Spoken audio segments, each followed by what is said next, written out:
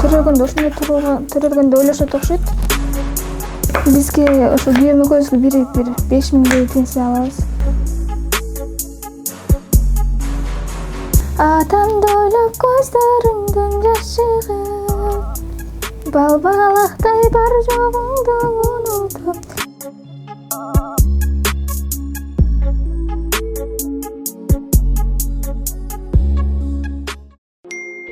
Көрсөтүүнүн башка демөөрчүсү Байказан чайканасы.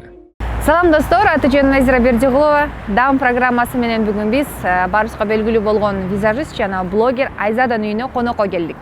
Айзада деген мындан 1 ай мурун Кут компаниясынан үйлүү болушкан. Кудай буйрса 23-жылы үйлүү болушат. Үйүнө да конокко барабыз. Азыркы жашап жаткан үй боюнча айта турган болсом, 2010-жылы революция болгондон кийин бул үйгө 30тан ашык майыптар, мүмкүнчүлүгү чектелгендер келип жашашып алган. Азыркы учурда канча мүмкүнчүлүгү чектелген инсандар жашар туурасында менде маалымат жок, бирок бул үйдө Айзада жолдошу менен жашайт. Келиңиздер, Айзада азыр эмне болуп жаткан экен? Билбей, бизди күтүп жатса керек. Азыр телефон чалам го дейм. Мынакей. Биздин башка өнөктөшүбүз Байказан чайканасына ыраазычылык айтып келем. Дайыма бизди колдоп келет. Айзада келип калды. Айзада, ой, саламатсыңарбы? Саламатсыңар, кандайсыңар? Жакшысыңбы? Айзада, так, Айзада кайсы үйдө жашайт болду экен Айзада? Айзада кайсы үйдө жашайт? Айзада? Айзада. Айзада мына жакта келип калды. Айзада, саламатсызбы? Саламатсызбы Айзада, кандайсыз? Ден соолугуңуз жакшыбы? Кандайсыз? Рахмат, жакшысызбы? Бул сизге бизден белек. Маанайыңызды көтөрүп, бардык эле айымдар белек жакшы көрүп эмеспи? Байказандын баязыгы. Жолдошуңузду бүгүн сүйүндүрүп, сонун тамактар жасап берсеңиз болот. Анда кандай жатасыздар? Ден соолугуңуздар жакшыбы? Ооба, жакшы келдик. Мен таппай эле жүрүп турум, көрсө жолдун эле боюнда турбайбы? Достор, Айзаданын үйүндө коноктобуз. Айзада кыйын блогер жана кыйын визажист экен. Билесиз, ал эми ашканада кандай аш болчу экенин баардыгыбыз билгибиз келет. Айзадачка чоң рахмат биздин эфирибизден келип ушул маек куруп, даамдуу тамак жасап берейин дегениңизге макул болдуңуз. Кандайсыз? Жакшы жүрөсүзбү? Жакшы, рахмат өзүңүз. Рахмат сиздерге, Назира эже. Ушунчалык сыйлап биздин үйгө келип эме кылганыңызга. Мен ушунчалык кубанычтамын. Элдин баары мени унутпай, башка жактарга да чакырып атышат. Мен кайрадан одан сайын күчөнүп атам. Ийналткеним өзүмө башыма салбай эле, мындай деним соо эле экен деп. Мотивация. Сиз күчтүүсүз ай. Ким айтты сизге инвалид? Сиздерге рахмат, ушинтип келип. Сиздерге бүгүн самса жасап берейин деп чечтим. Баса, биз эмне тамак жасайбыз бүгүн? Бүгүн самса кылайын деп, сиздин эмеңизде көп эле самса кылбайт экен. Азыр мен көпчүлүгү тамак кылбайт, сатып жейт. Мен көзүм менен көрүп эле жүрөм. Даже тамак кылыштан зеригишкен адамдар бар. Мен өзүм тамак кылгандан зерикпейм. Күйөөмө да эмне тамак кылсам ошону кылып жей берет күйөөм дагы. Анда биз бүгүн самсы жасайт турбайбыз. Самсы жасайбыз. Анда колду жуудук, дезинфекция кылдык. Келиңиз, мен сизге азыр фартукты тагайын, Анайчы. Ушу Назира менен Айзада фартук тагып алса болмокко дешет. Биздин көрүүчүлөрүбүз келиңиз, сизге актылып тагып берейин буну. Келиңиз, байлап коюн аркасынан, Биздин самсызга пияз, картошка, эт, анан самсаны бүткөндө тукум менен сейдана обязательно. Мен бар жоон өзүм көрөм, бир эле эт турагандан кыйналам. Анда мен эт Сиз турайын. эт туруң, мен өзүм эмелер турайын. Кана келиңиз, бисмилла. Мен эт көтөрөм. Айзада, келиңиз, алгач маегибиз сиз туурасында болсун, Кайыктан болосуз, кайсыл жердин кызы болосуз, кайсы жердин суусун ичип чоңойдуңуз деген. Мен Ош областынын Кара Суу районунун Папан айылынан болом. Папан айылынын кызы болот экенсиз. Этти кандай турайын, Айзада? Этти майда турайын. Мен ошо айымда эле чоңойгом, Папанда эле. Окунуп турмушка чыккыдыр, апам менен эч жака чыккан эмесмин. Узакка тием деп эле оюма келген эмес. Ошол эле айылга эле келин болом дегенсиздер. Мени эч ким деле албаса керек деп ойлойт элем. Оюңузчу суу кантип кызыксыз, кантип истей албасын. Ошол жолдошу менен однокурсниктен таанышып калып эле турмуш курганбыз. Өзүм кичинен да айтып берет элем үйдөлөрүмө кичине эме болуп тарынып кеткенде эркек кыз элем. Канча бир тооңуз баса? Мен 5 бир тоомун. Ортомчусун 3 кыз 2 болбос. Менен чоң акам эжем бар. Менин кичине сиңдим укам бар. Укалар менен сиңдим болсо дагы эркелей берет элем үйдө ата-энемчи. Атам менен апам. Эрке болгон үчүнбү кичине таанып калганда эле мен шашпай тургула мен алыска тийбесемби дейт элем. Коркутчуңуз сиз да, ашышпагыла. Мен алыска Кудай таалам менин сүйлөшүм ошону салып коет экен, осуну эң түшүндүм да. Демек адамдар аябай эле сүйлөш керек экен. Тилекти бирок эми алыска тийгенде шал борборго эле келген. Ошо күйөөм менен таанышып калган азыр апам күлө берет.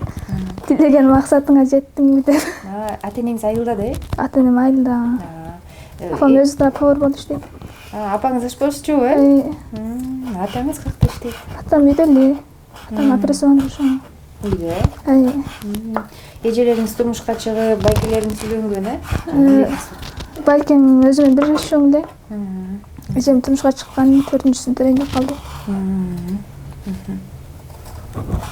Мектепте сабакта кандай окуучуңуз? Кайсы сабак жакчы сизге көбүнчө? Мектепте жакшы эле окуйт элем. Көбүнчө кыргыз тили менен кыргыз эдебият жакшы. 7-класска дейин жакшы окудум окшойт. Не болду 7-класста? Эме болуп кетти. Жигиттер пайдаланып баштады, кат жазып. 7-класска дейин грамота алып, кийин эмне болуп таштап кеткенин билбейм. 9-класс мен ошо медреседе окуп, 9 бүткөндөн кийин. 9 эле класста бүттүңүзбү? Ооба, 9га дейин окудум, анан медреседе окуп кичине илим алайын деп. Анан ода 1 жыл окуп туруп, педколлежге тапшырдым. Педколлежде окудуңузбу? Ал жакта 3 жыл эле мен окууну бүтүп эле турмушка чыгып кеттим. Окуусун таштырып, ата-энесин папан дедиңизби айтыңызды? Ошого таштап, ал кандай жигит болду экен ай? Кантип тааныштыңыздар айтыңызчы? Биз Однокласстан таанышканбыз. Мен Однокласстан жылдырып кетесем. Соц тармактарда. Мынакей соц тармактардан деле таанышып эле курса болуп турбайбы? Анан ошо Однокласстан сүрөтүн көрүп калып эле жазганымда менин фотоңузга эмне болгон деп мен моундай жүрсөм эч ким билбейт да, колумду сүрөткө түшсөм. Бар экен, жок экен билбейт эмеспи? Жолдошуңуз? Билбейт эле. Анан мен да айткам, менде эле колум жок деп. Анан үйлөнгөнсүзбү десем, жок. Эми үйлөндүм деп ошенткен. Анан мен да тамашалап эле, апам деле билбейт эле. Апам айтсам, ошого эле тие албайсың дедим десем, ошол чын болуп кетти окшойт. Кантип анан Однокласстиктен канча жыл жазышып жүрдүңүздөр?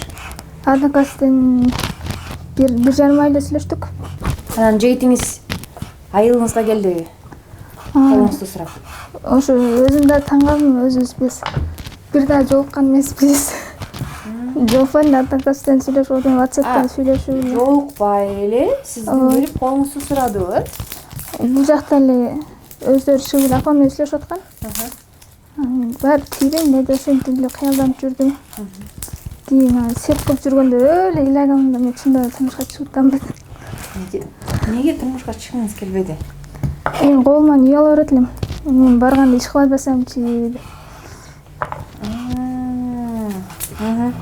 Анан ошодон кийин үйрөнүп калдым. Билбейм, балким кайнатам, кайненем менен жашаганда ошондой болушу мүмкүн эле. Үй алып. Азыр күйөөмөн деле үй албайм.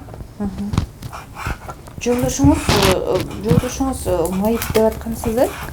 Жолдошум өзү ошо тууганда төрөлгөндө туура эмес эме кылып коюшкан, жамбаштан чыгарып. Анан ол кийин ушундай төрөлдү деп кийин жамбаштан эме бутка таасир эткен да. Анан ошон үчүн кесип салышкан. Эки бутун кесип салышты эле. Азыр кандай?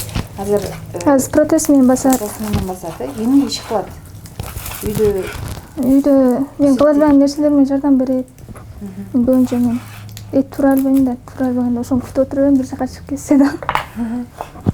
Этти тура туруп койчу дейсиз да, эркелеп эле жүрүп кетсиз дагы беле. Күйөөмдүн 2 буту жок болсо дагы башында көп нерсе бар. Отура алып ар нерседе оңдоо эме кыла берет. Ошо бир үнөт байкеден ошону үйрөнүп аткан азыр. Сумка жасап кожадан. Тиккен баш кошконуңуздар канча жыл болду? Ушул айдын 15-inde 1 жыл болот. Жакшы. Кайын журтуңуз кандай кабыл алды сизди? Кайын журттарым жакшы эле кабыл алды. Жакшы. Бир кайын сиңдим бар, экөөбүз эже сиңдип эле болуп калганбыз. Сырдашып. Жакшы. Жолдошуңуз өзүңүздөн канча жашуубу, кичүүбү? Жолдошум өзүнөн 13 жаш чоң. Мындай чоңдугу деле билинбейт. Мага 95-жылкы эле көрүнөт. Элдин көбү айтыр, эмнеге чоңго тийип алдың, жаш адам жок экен деп. Окуу билими кайсыл жакта окуган, кайсыл жактан көргөн? Кийин нарындан Жуңгалдан болот. Ошол жакта эле окуган эмес. Балтак менен басат эле эч кимде эле сабак алган эмес. Ошондон жууп келе берген мен. Болду, карточкасы жууп алдык. Тура бересизби? Өзүңүз туурасында айтып берсеңиз, колуңуз эмне болду эле, ошентип төрөлдүңүзбү же кырсыктадыңызбы? Мен көп көргөндө төрөлгөндө ошондой төрөлгөндө ойлошот окшойт. Мен 2009-жылы ондай кичине эле эсимде бар. Эшиктин алдында таш бар эле, айылда элек да. Ошо ташка жыгылып түшкөмүн. Жыгылып түшүп апам больницага алып кетип атканда өзүбүздүн айылыбызда эле абамдар сынча кийир, ошко жеткенде да кыйлоо узак деп ошентишкен. Сынча тандырганбыз. Тандырганда туура эмес тагып койгон экен да, баягы пышык тагып коюп. 2 күн өттү. 2 күн өткөндөн кийин онда эгин эккем ал эле. Апамдар эгин эгип атканда баягы эттен капкара кандар өзү эле жарып чыгып атты да колдон. Ушундай чыгып атат деп ошентип ыйлаганда больницага алып келишкен. Урушканда ушул убакка дейин жүргөн сөзү ошону эстей алам, калганын вообще эстей албайм. Турсам ошо колум кесип салышкан экен. Колун кесип салса деле колум неге кести ыйлаган эмес экен ошону. 7 жашта элегиз ошондо? 7 жашта элем. Ошо мен айман эме болуп, апам деле кыжаат болуп, атам экөөм тез. Ошон онда баарыбыз кичинелик. Атам да операция болгон да ашказандан. Ошо апам 2009-жылдан бери повар болуп иштейт. Баягы колун танганы эсимен кетпейт, ошол жерден дагы деле чыңгыртып танганы. Дарыгерлер өздөрү алып барбай коюшту беле сизди? Колуңуз чыкканда дароо эле дарыгерлерге кайрылса балки кандай болмокпу эмес? Гипстеп койсо балки мындай болот. Бул да Алланын сыноосу да. Чет мамлекеттерден балким операция жасатып, протез койдуруу бир ойлор жок беле? Дарыгерлерге кийин кайрылдыңыздарбы? Азыр мындай эле протез алдым, ол көнүш кыйын экен. Мен иштебегим келчү анан. Кече ошо Асел Кадырбекованын Турцияга эме кылып келбейти. Анан ошо байке сүйлөштүм да, ушундай бул жакта кол жок болуп атат. Караштырып бербейсизби, ол жакта тааныштарым жок деп ошентсем, майли мен сураштырып карашып көрөйүн, байланышам деп ошентти. Ондай кол деле кымбат болсо керек. Апам кичинесин, апам иш кылганын көрүп эле үйрөнгөнбүз биз.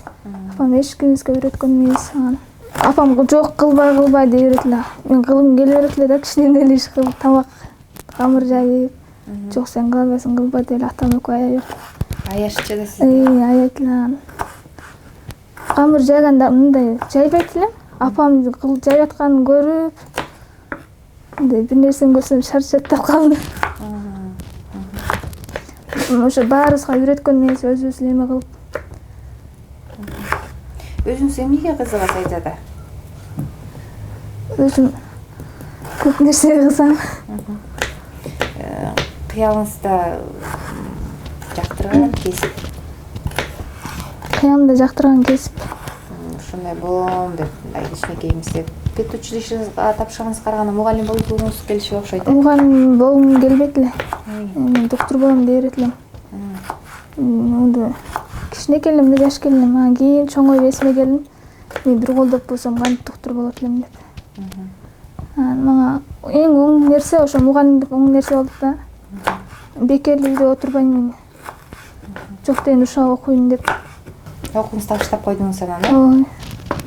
Балдар менен эшикке чыгып ойногондо, мектепке, сабакка барганда тартынбайт белеңиз? Тартынбайт элем, көбү. Кол жок экен деп ошентип азыр жаш балдар деле кол жок экен дейт. Олар деле жаш балдар бар.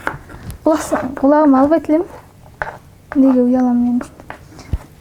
өзүм мындай Instagram сүрөткө түштүм.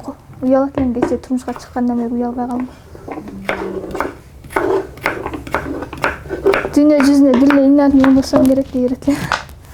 Бишкекке келип көрдүм да. Мамлекет тарабынан сиздерге кандай жардам бар? Жөлөк пул төлөнөбү айына? Бизге ошо күйөөм экөөбүзгө бир 5000 пенсия алабыз. Кут компаниясы Жотор байке айына 5000 берип турам деп.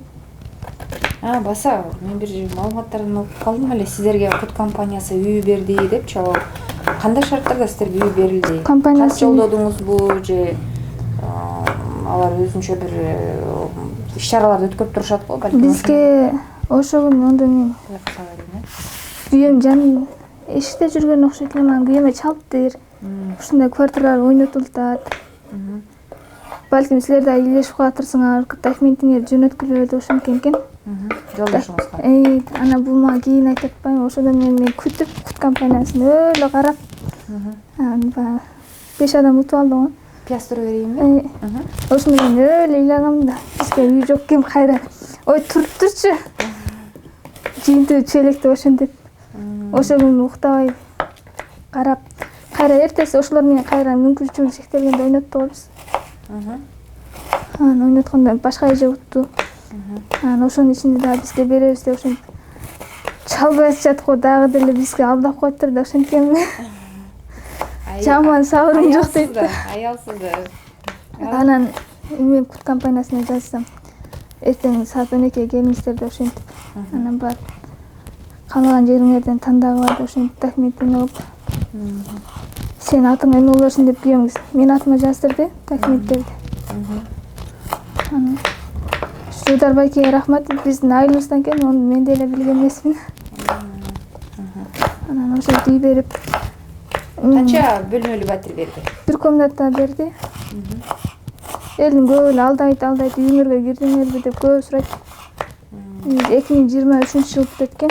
Баса бул үй салына элек да, эми салынып баштады. Эми салынып баштады. Канчачы кабаттан аласыз? Эми ал жерге барганда аягладыңыз да, мен ушундай тоғызынчы этажда балкондо отурсам деп өзүнчө. Биз биринчи этаждан алдык, недегенден. Жолдошуңуз ыңгайлуу болсун деп. Жолдошум ыңгайлуу. Бир нерсе оор жүк болсо, үстү жакка алып чыгышам кыйын да. Ошо баары жүктөрдү мен көтөрөм да. Өзүңүз чыгып атасыз. Транспортта кылып келгенде да мен көтөрөм. Ошо оңоюраак болсун деп. Азыр ушул жерден алып келишке кыйнап калам. Элдер дагы өзүң кыла берби, күйөөң тур, эш кар күрө деп. Карларды өзүң күрө берем да. Элдер дагы ошентип.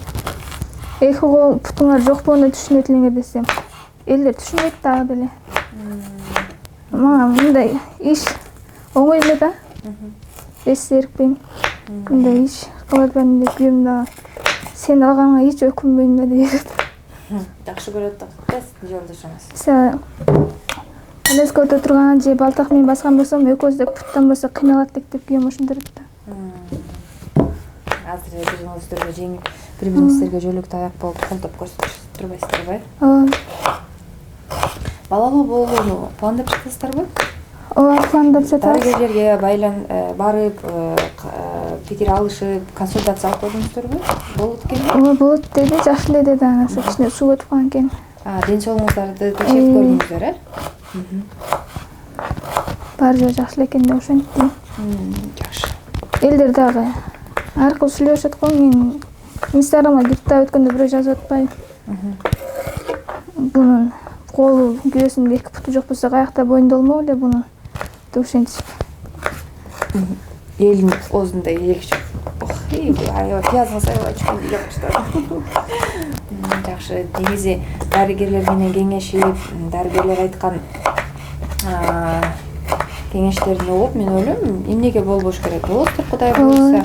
Мен сиздердин жентек тоюңуздарга келемин. Буйруса.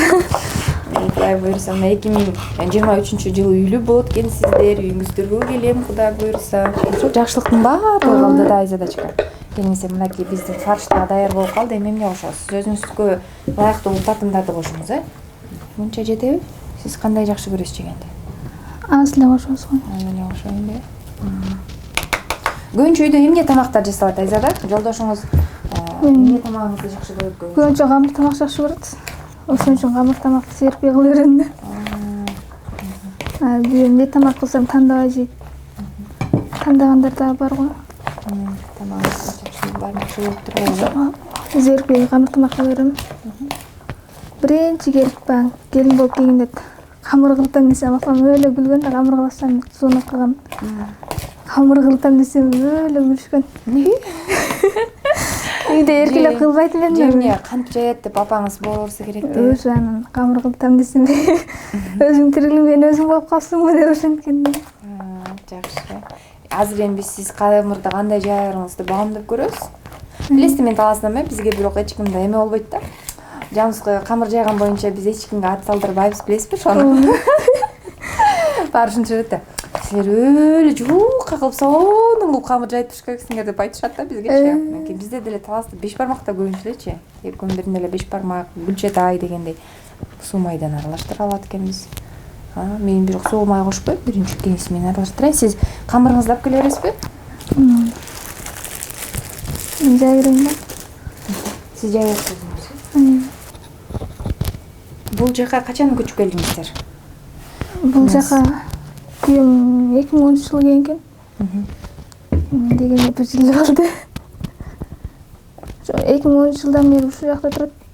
Күйөөм көп инвалидтер келген бул жака. Ошон үчүн баары кетип күйөөм эле калган. Бул мамлекетке караштуу жерби? Ошо мамлекетке караштуу эткон.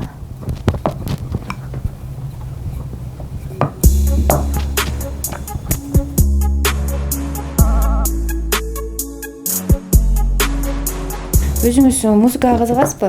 Ырдап, бийлеп. Ырдаганга кызыгам. Ырдаган кызыгасызбы? Ырчы болсом деп, ырчы болсом да мындай маанилүү видео эмелерди, клиптер тартканга. Мен өзү ырчы болуп калсам жаман инвалидтер тартат элем. Эмне тартмакчы дейсиз? Инвалидтерди клиптерге тартмакмын. Инвалидтерди. Азыр көбү деле мындай. Инвалидтерди мындай жаман башкача көрсөтөт окшойт адамдарчы. Жок, балким бул мындай да 5 кол тең эмес. Арасында 5 кол тең эмес анан. Ыйманы бар, жүрөгү бар. Сиздерди колдоо койгондо коштогон инсандар да бар. Аны түшүнбөгөн адамдар бар. Түшүнбөгөн адамдар да бар болушу мүмкүн. Кимдердин чыгармасын көбүрөөк угасыз? Көбүнчө Самара Каримованыкын угам. Жалаң мындай маанилүү ырларды. Кайгылуу ырлар эмес, Кайгылуу жалаң апа, бирдон, ата жөнүндө. Үйдө жолдошуңуз жок болуп калганда тамак жасап аткандан кыңылдап, ырдап каласызбы? Ырдап. Ооба болот. Анда тамагыңыз андан дагы ырдамдуураак болсун. Бүгүн жолдошуңуз келип, Айзада, тамагың өзгөчө болуп турго десе, да сүй менен жасадым, ырдап жасадым, анда бербейсизби? Огурдайлы. Эгерде билсем, сөздөрүңүзгө кошулайын. Мен ошо Самара Каримованын атам жөнүндө ырдайм. Атаны сагынган кези. Атаң сагынып жүрсүзбү? Ошого бар, автонем жанына бар элем 8 ай болуп калды. Чалыштырасыз бирок. Ооба, чалыштырып турам. Атаңыз айылдан келбейби шаарга? Апамдар айылдан келбейт бул жака. Эстебейм, жатканда эле эстеп сагынып кетип, ыйлап кайрып отуруп калам. Болобу, ушундай жада. Келиңиз атаңызга ырдап, анда Самара Каримованын ата деген ырынан. Баштайлы. Билбейм, жерсиз улап кетебиз. Албетте, бай, билсем, мен негизи ырга жокмун. Болот го кээ бир адамдар мисалы. Мен мисалы үчүн мындай билем, мектепке ырдап калчумун кээдечи. Силер кичинекей болуп калдыңыздар да, биз эми биз уккандырлар сиздер укпайсыздар. Азыр анан ал кезде бизде Самара Каримовадан жок болчу, биз ал кезде руки вверх угуп калчумун эле, жана руки вверх. Султан Садаралиев деген ырларын жактырчумун ошо. Келиңиз анда. Микрофон сизде, эркин микрофон сизде. Мамырай кызы Айзат сиздерге сонун чыгармасын аткарып берсин. Мына Кыргыз Республикасынын эмгек сиңирген артисткасы дейлби. Келиңиз анда. Айылыңа барарыңды аттыгып, атамды ойлоп көздөрүңдөн жаш чыгып, Бал балақтай бар жоғыңды ұнытып, балалығым келешіндей бастырым. Алыңдайды алыс жақтан жеркелеп, көктем берген көңіл қозын жазамды. Көздерін өккім келет еркелеп, мен алыстан сағынғанда атамды. Үнүңүз бар экен, баракелде. Бул шапалактардын баардыгы сизге болсун. Бизди көрүп жаткан ар бир инсан сизге азыр шапалактарды жаап турушат Айзада. Бош болгонуңузда эмне кыласыз? Байкашынча инстаграмчысы окшойсуз, эмне дегенде Инстаграмдан жаздым, Инстаграмдан байланыштым да атасыз. Инстаграм канча жылдан бери колдонуп келесиз? Инстаграмга эми ачканга 8 ай болду. Инстаграм ачкан үчүн сиздер менен жолугуп турам. Бизге көпүрөөк болду Инстаграм, Баштан Инстаграмга кызыкпайтмын. Ул балда ошо күйөөм менен таанышкан балда Одноклассник эле. Ар бир эмени ортого өткөн да күйөөм Одноклассник өчүргүн. Баягда жыйык балдар жазып берет деп. Одноклассниктен өчүр салам. Күйөөм азылдашырым. Онда сен Фейсбугунда отурам, мен онда Инстаграмда отура берейин. Жолдошуңуз Фейсбук көп колдонот, э? Фейсбук колдонот. Мурун сиз катышкан кинолордо эле көрөт элем баягы. Бекборов менен катышкансыз. Ошо артисттер менен жолугуп турган күнүм бар экен, дегенде жолукпасам керек деп. Бирок сиз менен жолукканыма кубанычтамын.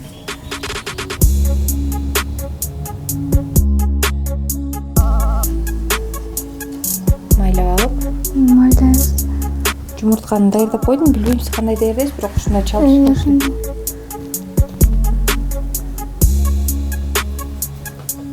Сүйлөшкөндө эле жасап пропуска барабызчы.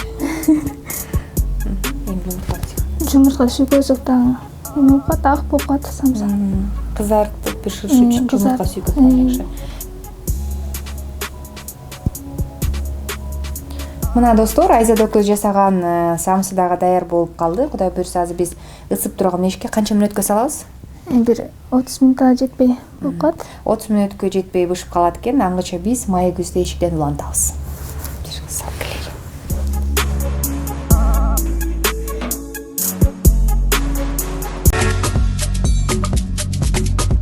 Жалпы бир туугандар, менин колумда турган Байгазандын Баяздыктары продукциясы жакында чыкты. Халал.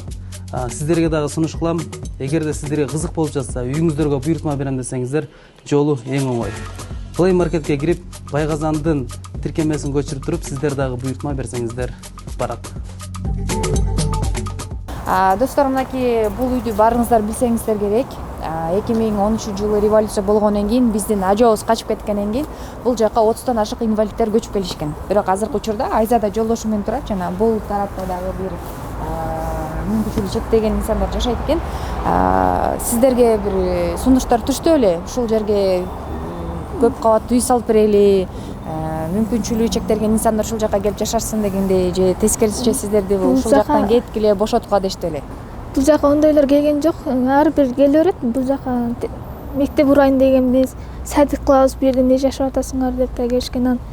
Күйөөм башка жер жок эле, анан мен келип ушу кут компаниясы үй берди, ошо сүйүнтас. Бул жерде условия жок, кышында деле көрүп атасыздар. Суук, мындай жер дагы семонт, тубалда семонт. Ошон үчүн бул жакта ушу экөө калган, барар жер жок. Калгандар кетишкен, олар деле баары инвалидтер. Квартирадан квартирага кетишип. Мен ойлойм да, мына ушул жерди карасаңыздар, достор, мен ойлойм сиздер дагы колдосоңуздар керек. Бул жер кенен экен, бош экен. Мына ушундай кылып 5 кабаттуу кылып, балким эконом класстагы үй коруп берсеңиздер, мүмкүнчүлүгү чектелген инсандар ушул жерге келип жашаса жакшы болмок, Мисалы үчүн центр, кечке чыкса бала бакча бар, мектеп бар, бул жерде баардыгы ыңгайлуу. Бул жерге мектептин деле бала бакчаны деле салыштын кажети жок деп ойлоймун. Ушул жерди дагы бир караштырып көрүш керек экен. Бирок эми Кудай буйрса 2023-жылы үйлүү болот экенсиздер. Жакшанда мен ойлойм, сиздин өзүңүздүн ичиңизде болгон бир ата энеңизге болгон кусалык сүйүү бар болсо керек. Анан эми көп учурларда биз ата энебизге мындай сезимдерибизди билдире албайбыз да. Балким тартынабызбы же чоңоюп калдыкпы. Ошондой мүмкүнчүлүк сизге түзүп берейин деп атам да. Биздин эфирден пайдаланып апаңызга чалып кандай сагынганыңызды, апаңызды кандай жакшы көрөрүңүздү туурасында аракет кылып көрөлү. Чалайлыбы? Чалайлы. Жок, эгерде чалгыңыз келсе, Чалабыз.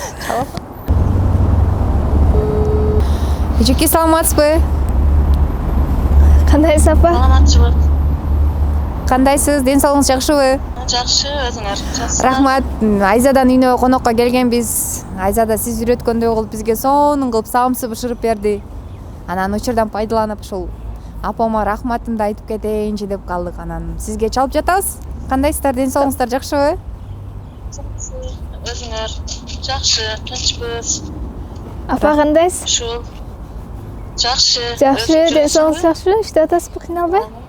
8 айдан бери иштебиз биз да. 8 айдан бери ата энем көрө элекмин, сагындым, кусалыгым бар дейт. Кызыңызды эмне сагындырып жүрөсүз? Бир келип кетпейсизби?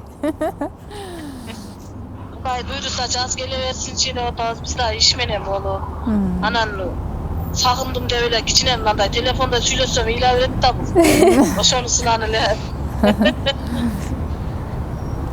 Силерге да рахмат, ушу кызымы колдоп, ушунчалык көтөрмөлөп кызымы неме кылганыңар үчүн силерге ыраазымын. Өзү кызчак кыз болчу да кичинесинде эле.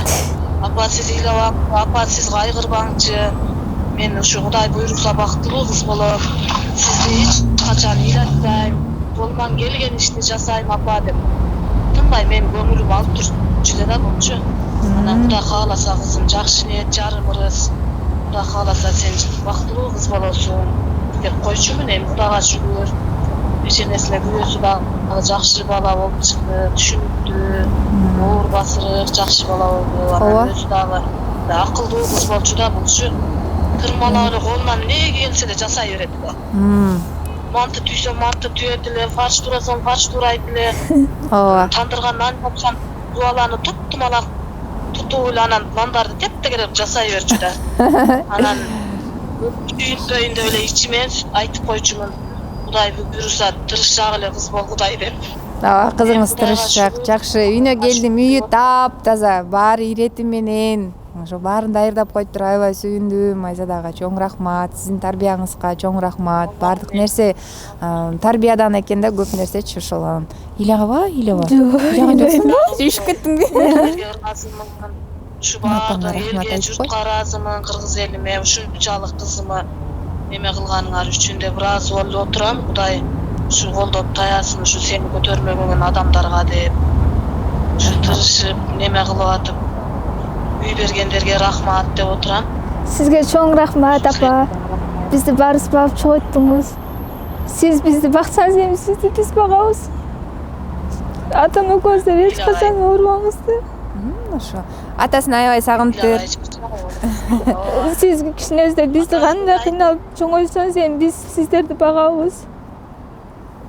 Кудай кааласа тынч эле каерде жүрсөңөр дагы бизге тынч болсоңор болду кыз.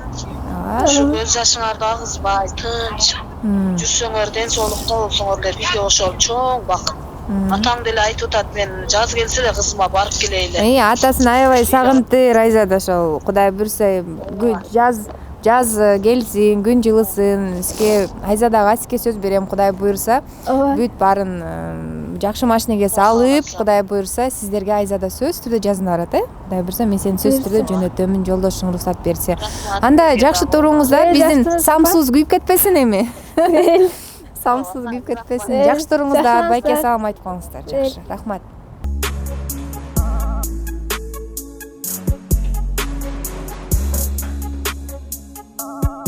Айзада көз жасаган самсыздар пишти. Канай, укмуштугунун көтөрүлүп турго. Сиздин самсыз дайыма ушундай болуп калабы? Ой. Аябай укмуштугун азаматсыз. Келиңиз бизге салып берейин. Бысымга. Келиңиз сен дандай эле, Айзада. Кандай болду? Кеңиз сиз алыңыз эми.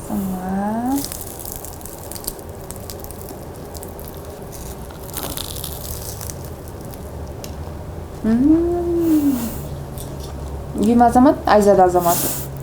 Рахмат. Айзада, сизге чоң рахмат. Убактыңызды бөлдүңүз. Мен ойлойм жалпы биздин айымдардагы сиз жасаган самсыны үйүндө жакындарына жасап берсин, сөзсүз түрдө рецепт дагы жеңил экен. Муз ачкычта болгон картошка, ит аралаштырып эле, пиязын аралаштырып, сонун угуп самсы жасап берсеңиздер болот экен. Анан сизге кур келген жокпуз, белек менен келдик. Мынакей биздин башкы демөөрчүбүз Байказан. Рахмат чоң сиздерге дагы. 100% халал, колго түйүлгөн пельмень, манты, чучвара, котлет, айтор толтура жакшы продукциялар бар. Ошондуктан сизге дагы ошо буйрутма менен алдырып турсаңыз болот. Анан тышкары ошол менин атыман жана биздин жалпы командабыздын атынан бул жерде чакан белегибиз бар сизге. Рахмат чоң сиздерге дагы. Эме деп коет го кыргыздарда таттуу алып жеп коюңуз. Рахмат чоң. Жолдошуңузга салам айтып коюңуз. Үйдө жок экен, Кудай буйрса жакшылыктарда гана жолугушайлы. Бул батирден чоң үйгө көчүп алыңыздар. Сиздерге дагы чоң рахмат. Назира эже сыйлап келгениңиздерге баарыңыздарга чоң рахмат. Көрүшүп жаткан досторго дагы эч качан оорубаңыздар, баарыңыздарга жакшылыктарды каалайм. Рахмат, урматтуу телекөрүүчүлөр. Бардык жаңы маалыматтарды жана видеолорду сиздер бир гана менин расмий каналыман көрө аласыздар. Назира Бердиголова YouTube каналынан катталууну унутпаңыздар жана лайк басып, комментарий жазып коюңуздар. Биздин эфирибизден кимдерди көргүңүздөр келет? Балким сиз каалаган конокту биз эфир аркылуу тартып көрсөткөнгө аракет жасайбыз. Аты жөнүм Назира Бердиголова жана жалпы командама чоң рахматымды айтамын. Көрүшкөнчө. Рахмат чоң. Көрсөтүүнүн башкы демөөрчүсү Байказан чайканасы.